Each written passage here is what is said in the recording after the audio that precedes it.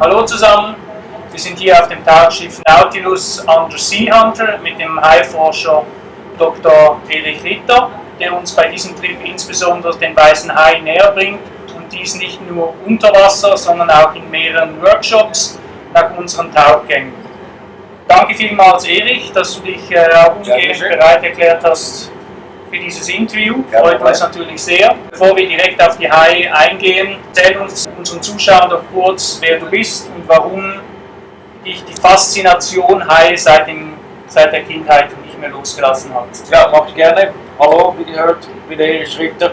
Ich befasse mich mit Haiforschung. Vor allem interessiert mich die angewandte Haiforschung, also das heißt direkt an den Tieren, mit den Tieren arbeiten. Ich möchte herausfinden, wie Haie auf uns Menschen reagieren, was kreiert eine Reaktion, ähnlich bei Hunden und Katzen, was kreiert dort eine Reaktion, teilweise wie wir reden, teilweise wie wir gehen, teilweise wie wir rumrennen. Und mit Haien ist es ziemlich ähnlich, aber natürlich ist es ein ganz anderes Medium und das ist etwas, was mich seit Kindheit fasziniert. Wie können wir mit Tieren im Wasser kommunizieren? Du bist Gründer von SharkSchool. Was ist die SharkSchool? Die SharkSchool ist eigentlich ein Bindeglied zwischen der Haiforschung und der Taucherei.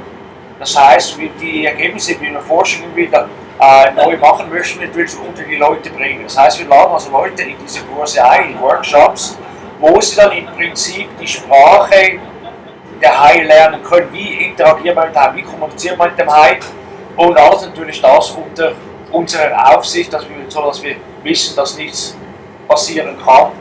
Und das ist eigentlich die SharkSchool. Du sprichst davon, dass man mit Haien interagieren kann, Mensch-Hai-Interaktion. Wie muss man sich das so vorstellen? Du wirfst Stöckchen und der Hai bringt es dir zurück? Schön wäre es, wenn das funktionieren würde. Die Haie gehen leider nicht darauf ein. Nein, was wir eigentlich tun ist, wir versuchen zu verstehen, wie ein Hai auf uns Menschen reagiert. Die Art und Weise, wie ein Hai sich uns nähert, zeigt natürlich seine Absicht. Ein Hai, der einfach in der Distanz kreist, ist sicher ein vorsichtiges Tier, als eins, das direkt auf uns zuschwimmt und vielleicht sogar mal ein bisschen berührt.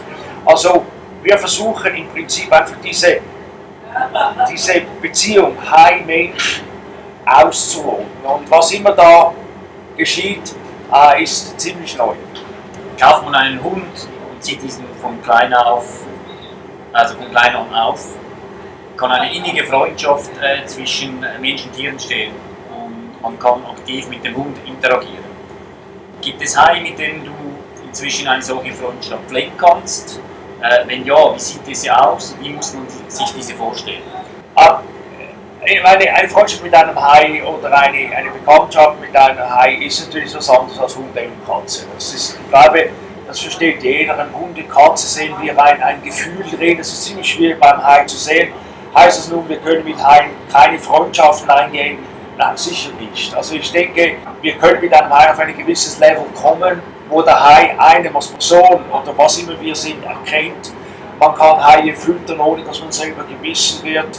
Man kann mit dem gleichen Hai ein bisschen um die Riffe ziehen. Also diese Dinge kann man sehr schnell erreichen, aber so diese typische Freundschaft, wie wir sie kennen, Hunde, Katzen, Pferde, das ist bei Haien nicht möglich. Natürlich auch, weil man nicht täglich Kontakt hat, so wie wir das auf dem Land haben. Das ist sicher natürlich wahrscheinlich der Hauptaspekt, dass wir in einem sehr für uns Menschen unnatürlichen Umfeld sind und da spielen natürlich ganz andere Emotionen auch bei uns eine Rolle und ich glaube einfach, da können wir nicht uns so stark auf Tier konzentrieren, wie wir es eigentlich möchten. Ja. Warum bist du ein Befürworter, sprich auch ein Hauptinitiant vom geplanten größten Hai-Aquarium in Europa, das in Pfundstadt in Deutschland ab Herbst erbaut werden soll? Ja, ich habe lange damit mir gehadert, ob ich dazu mitmachen will oder nicht als Haischützer für so lange. Ich mache es mittlerweile über 40 Jahre Haischutz, natürlich fast ein bisschen kontrovers, wenn ich sage, ich setze mich jetzt für ein Hai-Aquarium ein. Es hat eigentlich zwei Gründe, warum ich das mache. Der eine Grund ist, dass wir die meisten Tiere, wir werden etwa 150 Tiere haben, die meisten, etwa 120 davon, bekommen wir aus anderen Aquarien, wo sie zu groß geworden sind. Also wir kreieren eine Auffangstation. Und das zweite und für mich das Wichtigere ist, ich werde pro Jahr etwa 120.000 Kinder ausbilden können, wie es um Haie steht, wie es um Tiere allgemein steht, wie es um die Meere steht. Und da muss ich einfach sagen, diese Zahl 120.000 ist einfach nicht zu übergehen. Da musste ich einfach zusagen. Ja. Warum sind Haie keine weißblütigen Monster, wie man sie immer und immer wieder in den Medien und Kinofilmen darstellt? Die Frage des Warum ist eigentlich sehr schwierig zu erklären. Wir wissen nicht, warum Haie eigentlich keine Menschen beißen. Wir können nur annehmen, dass der Hauptgrund darin liegt, dass Haie nicht wissen, wer Menschen sind und was Menschen sind. Und entsprechend wird für sie unbekannt sind, das ist potenziell gefährlich. Also das ist eigentlich momentan die Idee, warum wir glauben, dass Haie Menschen nicht beißen. Natürlich haben wir 80 bis 100 Ereignisse pro Jahr, aber wenn wir denken, wie viele Menschen täglich ins Wasser gehen und dass Haie nach wie vor die häufigsten Raubtiere auf unserem Planeten sind, über 50 Kilo, sind diese beiden Zahlen natürlich schon eigentlich sehr überzeugend, wenn wir sehen, dass denn diese Haie nur gerade so und so viele Unfälle machen. Aber eben, was wirklich der Grund ist, dass sie uns so wenig beißen, müssen wir hingestellt lassen. In unserem Umfeld hören wir immer wieder die Aussage, oh nein, ihr taucht mit Haien, das ist doch gefährlich. Wie erklärst du einem solchen Kritiker in wenigen Worten, dass der Hai kein Killer ist? Ich glaube, das Einfachste ist einfach, die Person zu fragen, was sie glauben, wie viele Menschen jährlich von Haien gebissen werden oder getötet werden. Und diese Zahl wird natürlich gigantisch sein. Und du sagst, nein, es sind 60, 80 Unfälle pro Jahr und da sind vielleicht 4, 5 tödlich. Dieser Unterschied von dem, was man glaubt, was Tatsache ist, sollte eigentlich ausreichen, dass man registriert oder realisiert, dass Haie nicht das sein können, was uns die Medien immer wieder vorgaben. Die Theorie, dass Haie Surfer mit Robben verwechseln, stimmt nicht. Wie konntest du diesen Aberglauben beweisen? Das ist eigentlich ganz einfach. Ich musste eigentlich beweisen, dass die Haie, die Surfer beißen, einerseits die Mehrheit dieser Bisse sehr oberflächlich ist, was es nicht wäre, wenn ich eine Ohrenhoppe wäre, weil eine Ohrenhoppe ist sehr agil und ein Hai tötet eine Hoppe vielleicht mit 30% Wahrscheinlichkeit. Dass man nicht sagen kann, die Unfälle sind primär oberflächlich, das ist das eine. Und das zweite natürlich, ich musste zeigen, dass auch junge weiße Haie Surfer beißen, was nicht der Fall ist, wenn es wirklich sich um Ohrenhobben handelt. Ein weißer Hai muss vielleicht 4 Meter lang sein, noch länger, bis er wirklich Ohrenhobben jagt. Also wenn ich plötzlich zeigen kann, dass auch 2-metrige weiße Haie auf Surfer gehen, dann kann es nicht sein, weil sie Verwechslung machen, weil die sind noch viel zu klein, um eben an Ohrenhobben sich heranzukommen. Gemäß unseren Infos ist der Weiße Hai dein Lieblingsfilm. Oh, okay. Obwohl dieser hauptsächlich für Haiabschlachtungen verantwortlich ist. Warum ist gerade dies dein Lieblingsfilm? Wenn dem wirklich so ist? Ja, der Weiße Hai ist nach wie vor mein Lieblingsfilm. Also ich kann das Ding ziemlich auswendig, unabhängig, wenn ich der Person nicht nachrede. Ich fand es einfach damals gutes Kino. Und es war für mich schon klar, dass diese Tiere nicht existieren könnten. Aber einfach das ganze Umfeld, was man daraus machte, fand ich faszinierend. Ich habe allerdings, als ich den Film gesehen habe, auch das zweite Mal, dritte Mal, habe ich eigentlich nicht registriert, was das jetzt auslöst. Damals hatten wir noch kein Internet und das war alles ein bisschen langsamer hinsichtlich Verbreitung von Medien und Meinungen. Und erst eigentlich 20 Jahre später wurde mir wirklich bewusst, was dieser Film angerichtet hat. Unverständlicherweise. Weil jeder, der diesen Film sieht, weiß, es ist eine Pappnase, es ist nicht richtig. Und dass man das trotzdem dann 1:1 überträgt auf die Haie, das war eine sehr traurige Begleiterscheinung, die ich auch bis heute nicht verstehen kann. Also wenn dazu mal Internet schon da gewesen wäre, wäre die Verbreitung viel, viel schneller gewesen. Die Verbreitung wäre viel, viel schneller gewesen, aber leider wären auch die Korrekturen trotz allem ausgeblieben. Wir dürfen nicht vergessen, in den 70er Jahren ging man noch nicht mit Haien ins Wasser. Und die damaligen Haiforscher, die sich Haiforscher schrien, das waren alles Landratten, die nicht tauchten, die nicht mit Haien im Wasser waren. Also wenn man diese Leute fragte, was nun wahr ist am Kinofilm Der Weiße Hai, haben sie zwar nicht gesagt, das Tier sei wirklich wie importiert im Film, aber sie haben durchaus bestätigt, dass eben Haie gefährlich sind. Eben damit haben sie durch ihre Angst rechtfertigt. Und das war ein großes Problem. Also mit den Forschern der damaligen Zeit hat der Untergang der Haie begonnen. Wir sind uns immer wieder am Überlegen, mit Steven Spielberg Kontakt aufzunehmen, weil, wie gesagt, kein anderer Film hat die Menschheit dermaßen beeinflusst wie Der Weiße Hai. Wie müsste deiner Meinung nach ein Film aussehen, wenn Steven Spielberg einen neuen Film machen würde, aber diesmal zum Schutz der Haie?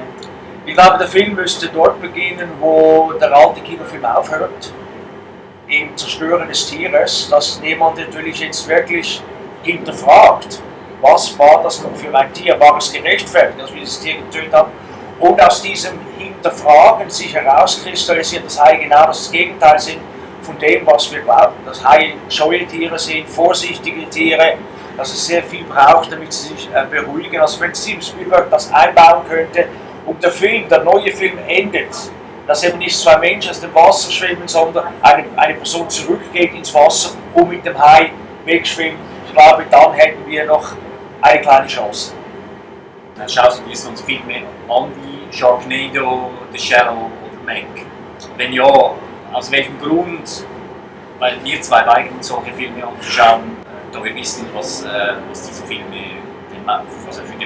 bei den meisten Menschen verursachen. Ja, also ich bin ziemlicher Gegner solcher Kinofilme. Ich schaue sie mir nicht an. Ich sammle die Filme, wohlgemerkt, dass ich weiß, was alles geht. Aber ich schaue diese Filme, also es ist für mich eine Tortur, wenn ich sowas anschauen muss, weil es ist natürlich alles übertrieben, Unsinn, Blödsinn, was auch immer. Und in den meisten Fällen ist die schauspielerische Leistung lässt auch ein bisschen zu wünschen übrig.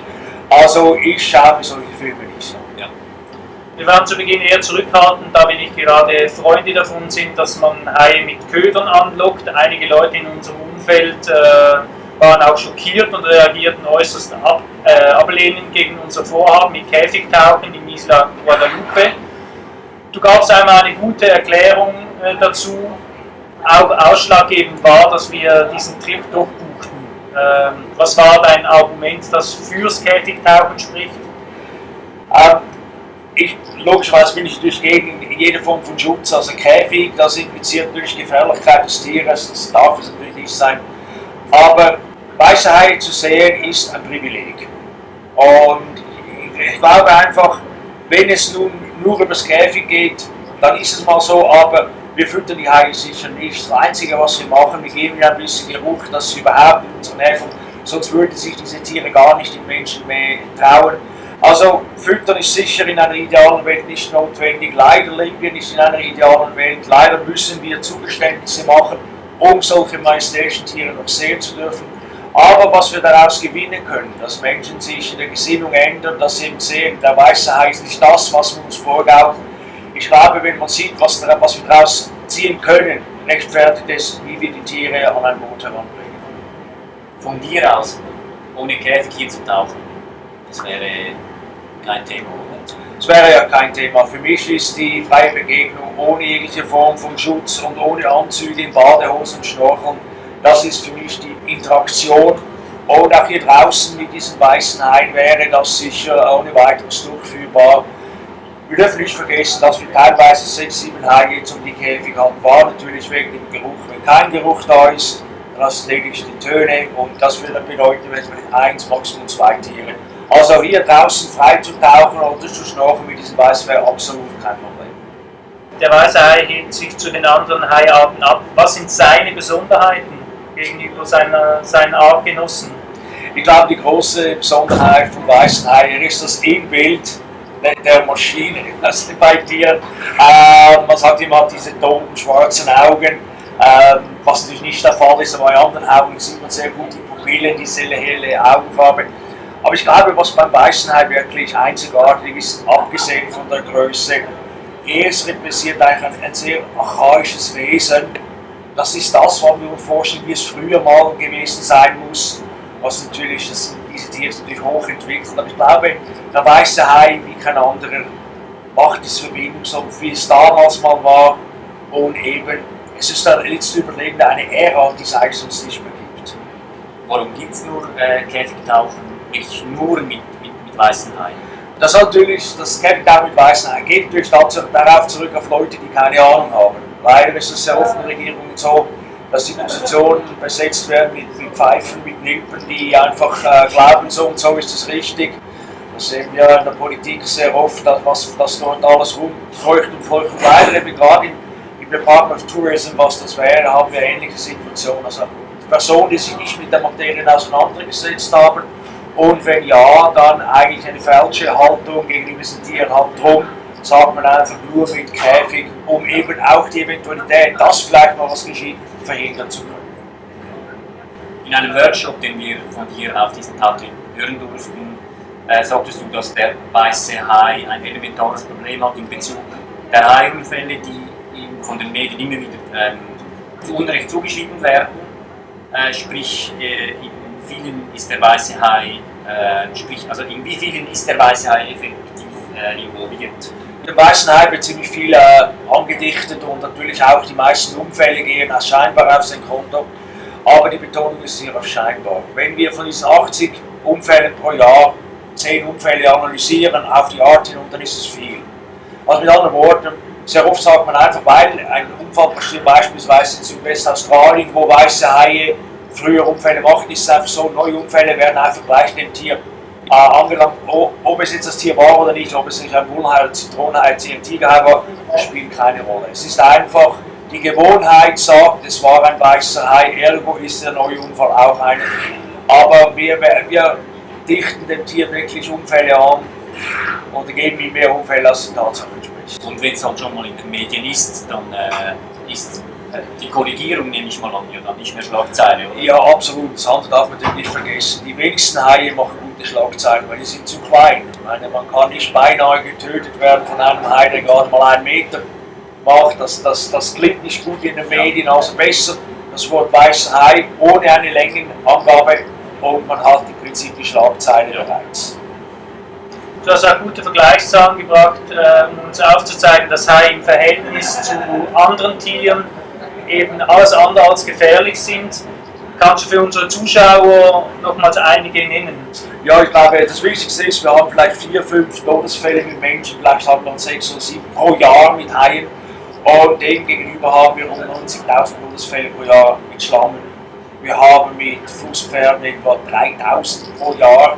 Also das sind ganz andere Dimensionen. Und wenn wir natürlich jetzt bedenken, wie häufig der Hai nach wie vor ist, das häufigste Raubtier auf unserem Planeten, man die letzte Schätzung geht auf etwa 2,5 Milliarden Tiere. Klingt nach viel, ist es aber leider nicht mehr. Wenn wir denken, die Hauptteil dieser Tiere leben in Ufernähe und haben jeden Tag Millionen von Schwimmbahnen und Surfereignissen, dann sind diese 80 Unfälle pro Jahr nahezu so. Du hast gerade gesagt, wie viele Haie es schätzungsweise noch gibt. Wie viele werden jährlich abgeschlachtet? Zum Beispiel durch Haifinning, indem man den Haien die Rückenflosse abschneidet. Und das lebendige Tier meistens noch wieder ins Meer wirft. Wenn man die niedrige Zahl nimmt, die gängigerweise akzeptiert wird, dann reden wir von 70 Millionen Tieren pro Jahr. Gehen wir in das eher in das so wahrscheinlich ein, dann reden wir von 100 Millionen. Und wenn wir bedenken, wir schlachten 100 Millionen, wir haben noch 2,5 Milliarden Tiere, dann können wir dann ablesen relativ schnell, wie lange es noch geht, bis wir wirklich nicht mehr diese Dichte haben, die wir brauchen, damit unsere marinen Ökosysteme nicht kaputt gehen. Das geht gerade auch in die nächste Frage. Inwiefern wird sich die Meeresbiologie verändern, wenn es die Haie in 50 Jahren nicht mehr gibt? Es wird zum Chaos kommen. Wir wissen natürlich nicht, auf welcher Basis dieses Chaos dann eigentlich sich limitiert, aber es ist momentan vergleichbar wie mit einer ganz normalen Firma und einem Manager. Der Manager ist der Kontrolleur. Jetzt nimmst du den Hai aus dem System, nimmst den Manager, den Kontrolleur weg, dann wirst du auf den nächst tieferen Stufen ein Gerangel bekommen, wer frisst mehr, wer kann überlegen sein und schlussendlich führt es aber dazu, dass alle diese Stufen sich gegenseitig eliminieren. Also, wenn der schlimmste Fall eintreten würde, würden alle Nahrungsketten zusammenbrechen bis runter zum Plankton. Was natürlich niemand hofft, das ist klar, aber wenn es so weitergeht, ist das etwas, was wir in Betracht ziehen müssen. Wie siehst du die Zukunft der Haie, insbesondere die des weißen Hais? Und warum ist es wichtig, den Hai generell zu schützen? Weiße Haie haben das vorbei. Ich meine, wir können da noch so sagen, es gibt wieder neue weiße Haie. Wenn wir noch 5000 Exemplare haben, ist das viel. Das reicht nicht mehr aus, dass Männchen und Weibchen sich so häufig paaren, dass die Population erhalten wird. Also der weiße Hai ist biologisch ausgestorben. Bei den anderen Haien ist man sich noch nicht so sicher, aber von den rund 500 Haiarten gehen wir davon aus, dass etwa 100 auch gefährdet sind. Und das sind natürlich nicht die seltenen Tiere. Wir reden hier von den häufigeren Tieren, die ebenfalls gefährdet sind, also die Hochseehaie, Beispielsweise Hochseehaie, beispielsweise einer der häufigsten Haie, Individualzahl, die es auf dem Planeten noch gibt.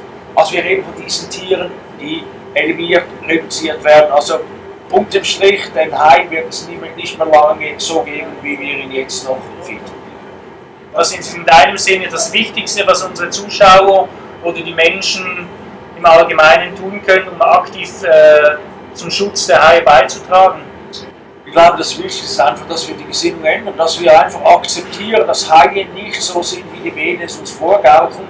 Und wann immer man in den Medien einen Artikel sieht über Haie, die negativ sind, ist natürlich der Journalist, der es so porträtiert, solche Leute anschreiben, solche Leute aufmerksam machen, dass sie Fehler machen. Also aktiv versuchen, das Image dieser Tiere zu verbessern, indem man sich eben informiert, kritisch informiert, und wenn man registriert, Falschheiten sind auf dem Internet, in den Medien, versuchen das zu korrigieren. Also das versuchen wir ja hiermit auch ein bisschen zu informieren, ja. Gerade live mit hier vor Ort ist uns ja auch ein großes Anliegen. Einer unserer liebsten, aber auch traurigsten Dokumentationen, die wir bisher gesehen haben, ist SharkSchool. Geht es ja sicherlich auch. Welche Hai-Doku ist in deinen Augen eine, die man unbedingt gesehen haben muss oder die den Menschen die Haie auf eine Art und Weise näher bringt, in der sie verstehen, was der Hai eben nicht, oder dass der Hai eben nicht das Monster ist? Ich glaube, SharkSchool ist sicher der beste Film, der in den letzten Jahren herauskam. Natürlich verändert es sich immer mehr, die Gesinnung ändert sich mehr zum, wir wollen Haie schützen, natürlich muss das wieder mehr in die Filme rein. Aber ich glaube, SharkSchool bringt es wirklich auf den Punkt, wie wir Menschen Haie sehen, was wir machen, eben wo wir enden werden, wenn wir uns nicht ändern.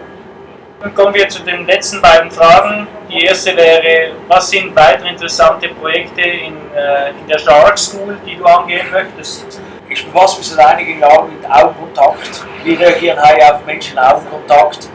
Und das ist etwas, was ich weiterverfolgen möchte. Wir wissen bereits, dass Haie sehr gut auf menschlichen Augenkontakt reagieren. Und sie reagieren auch darauf, wenn wir uns von den Haien abdrehen. Also mich interessiert eigentlich das Zwischenmenschliche mit den Haien, wenn man das so sagen darf. Und da möchte ich natürlich in den nächsten Jahren ganz neue Wege beschreiten. Vielleicht noch ein bisschen ketzerisch, was ich da plane. Aber ich denke mir, wenn das ein oder andere Projekt positiv rauskommt, werden wir Haie in ganz kurzer Zeit ganz anders sehen. Nun die letzte Frage. Eine Freundin, deren Sohn wollte wissen, kann man auf Haien reiten? Ob man auf Haie reiten kann, eigentlich sind, kann ich so nicht beantworten, aber die ganz großen Haie, wie Tigerhaie, Weissen Haie, da kann man sich durchaus, wenn man leicht und klein ist, an die Rückenflosse hängen und das Wasser ziehen lassen, ohne dass da was geschieht. Ich glaube, wenn das als Reiten qualifiziert, dann würde ich sagen, es geht durchaus. Vielen herzlichen Dank. Wir danken dir vielmals für das Interview. Ja, und euch noch eine schöne weitere Weltreise. Danke vielmals. Wir hoffen, die Einstellung der Zuschauer ein bisschen geändert haben zu können. Es geht nicht darum, den Hai zu schützen, damit das Ökosystem nicht zusammenbricht. Es geht auch nicht, den Hai zu schützen, damit nachfolgende Generationen noch die Haie erleben können, sondern es geht generell darum, den Hai zu schützen, weil er genauso ein Recht hat, auf diesem Planeten zu leben, wie es andere Lebewesen auch haben. Und hoffen, euch jetzt den Hai ein bisschen näher gebracht zu haben. Wenn ihr immer noch Zweifel daran habt, dann geht zu Erich in die SharkSchool und wir sind der Überzeugung, dass ihr dann spätestens eure Meinung geändert habt und den Hai nicht mehr als dieses Monster sieht, wie es immer und immer wieder fälschlicherweise in den Medien berichtet wird. Eine positive Meinung zu allgemein den Haien auch.